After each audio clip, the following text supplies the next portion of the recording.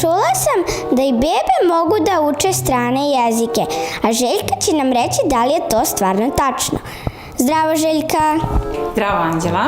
Ja sam Željka Nikolić, jedan od nastavnika u ovoj školi engleskog jezika i jeste, i bebe mogu vrlo lepo i lako da uče ne samo engleski, nego bilo koji drugi strani jezik.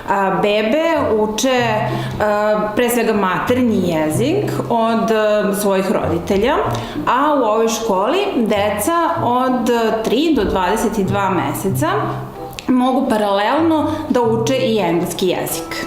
A kako bebe uče engleski, a ne znaju ni da govore?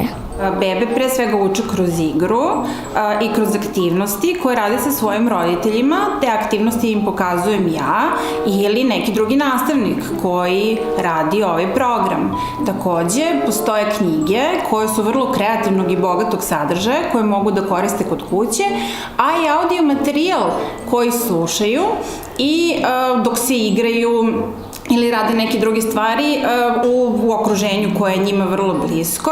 Ove knjižice koje imaju mogu da koriste i kao engleske radosnice. Naprimer, u njima da zalepe svoju sliku ili sliku svoje porodice ili, naprimer, da iscrtaju svoju ruku ili bilo šta što žele. Hvala, Željka. Ja imam sestru od 7 meseci i sigurno ću ju dovesti ovde da i ona nauči engleski. Za Mali dnevnik, Anđela Studio.